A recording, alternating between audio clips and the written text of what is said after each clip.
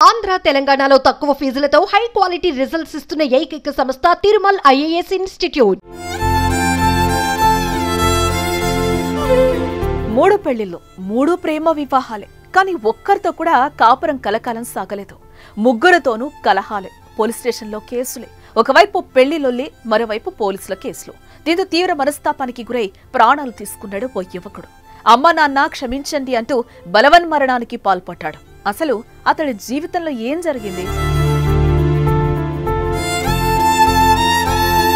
ఆంధ్రప్రదేశ్ రాష్ట్రంలోని శ్రీ సత్యసాయి జిల్లా కదిరి మండలం ఎర్రదొడ్డికి చెందిన ఉదయ్ కుమార్ తన జీవితంలో వచ్చిన ముగ్గురు మహిళలతో ఏర్పడిన విభేదాలు అతడి ప్రాణం పోయేలా చేశాయి. కన్నవారికి కడుపు కోత మిగిల్చాయి. తెలంగాణలోని సిద్దిపేటలో ఉదయ్ ల్యాబ్ టెక్నీషియన్ గా పనిచేసేవాడు.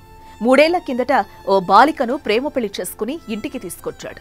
కానీ అమ్మాయి మైనర్ కావడంతో పోలీస్ కేసు నమోదైంది. విచారణలో భాగంగా సిద్దిపేట సీఐ శ్రీనివాస్ కదిరి వెళ్లి ఉదయ్ నుంచి అమ్మాయిని తీసుకుని కుటుంబ సభ్యులకు అప్పగించారు. ఈ కేసు విచారణ నేపథ్యంలో కదిరి వచ్చిన సిద్దిపేట సీఐ శ్రీనివాస్ ను ఎదిరించడంతో కదిరి సీఐ అతడిపై చేయి చేసుకున్నాడని, దీంతో ఉదయ్ ను విచారణ నిమిత్తం సిద్దిపేటకు తీసుకొచ్చిన సీఐ శ్రీనివాస్ ఉదయ్ ని చితకబాది కేసు నమోదు చేసి కంది సబ్ జైలుకు తరలించారని కుటుంబ సభ్యులు ఆరోపిస్తున్నారు. అయితే 2.5 నెలల తర్వాత బెయిల్పై బయటకొచ్చిన ఉదయ్ ఇద్దరు సీఐలు కొట్టడంతో తన వినికిడి శక్తి కోల్పోయారని సాక్ష్యాధారాలతో సహా అనంతపురం కోర్టులో ప్రైవేట్ పిటిషన్ వేశాడు. దీంతో ఇద్దరు సీఐలపై కేసు నమోదైంది.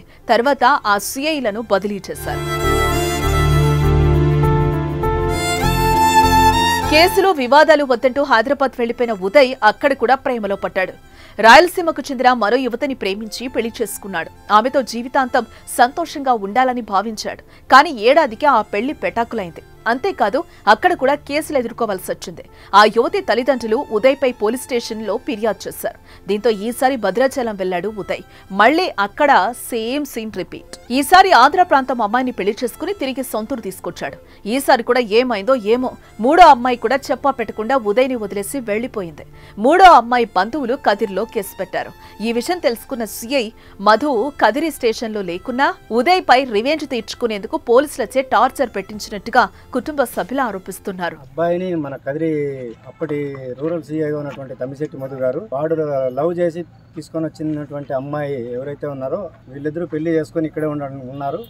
అయినప్పటికీ కూడా వాళ్ళు అక్కడ తెలంగాణ పోలీసులు వాళ్ళ టార్చర్ ఎక్కువై వాళ్ళ యొక్క ప్రోద్బలంతో అప్పుడు మనకు రూరల్గా ఉన్న సీఐ తమ్మిశెట్టి మధు గారు మా ఇంటి మీదకి జరబడి వాడిని కొట్టి తీసుకెళ్లి మధ్యాహ్నం వరకు వీని చిత్రహింసలు పెట్టినారు కదిరి రూరల్ స్టేషన్.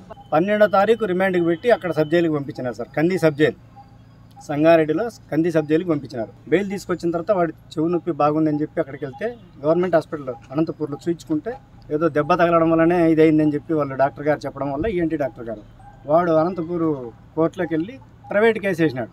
కంప్లైంట్ ఎవరెవరిపైన.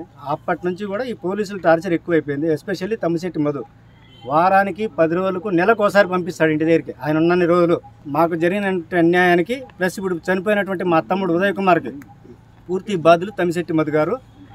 తక్షణం తమ్మిశెట్టి మధు గారిని సస్పెండ్ చేయాలా, తమ్మిశెట్టి మధు గారి పైన యాక్షన్ తీసుకోవాలి. ఆల్రెడీ వాళ్ళపైన కేసు నడుస్తుంది అనంతపురం జిల్లా కోర్టులో. ఏ రోజు కూడా వాళ్ళు కోర్టుకు అటెండ్ అయిన దాఖలాలు లేవు. ఇప్పుడు వీడికి మా తమ్ముడికి ఏదైతే అన్యాయం జరిగిందో వాడు ఎందుకైతే ఎట్లా చనిపోయినాడో ఆ చనిపోయినటువంటి దానికి కారణాలు మాకు తెలియాలా. ఒకవైపు పోలీసుల కేసులు, మరోవైపు ముగ్గురు యువతుల మోసం, ఇంకోవైపు గ్రామంలో సూటిపోటి మాటలు, ఇవన్నీ భరించలేక ఉదయ్ చనిపోయాడు. తనకు జరిగిన అన్యాయాన్ని వివరిస్తూ సుదీర్ఘ లేఖ రాశాడు. సెల్ఫీ వీడియో తీసి అందులోనూ అంతా వివరించాడు. కదిరి సీఐ తనను వేధిస్తున్నాడని పేర్కొన్నాడు. అమ్మా నాన్న నన్ను క్షమించండి, ఎవరికీ భయపడకండి అంటూ వీడియోలో తెలిపాడు. అనంతరం చెట్టుకు ఊరేసుకుని జీవితాన్ని ముగించాడు. శుక్రవారం తెల్లవారుజామున చెట్టుకు వేలాడుతున్న కుమారుని చూసి తల్లిదండ్రులు బోరున విలపించారు. ఏదేమైనా 3 పెళ్లిళ్ల లొల్లికి ఉదయ్ ప్రాణం బలైంది.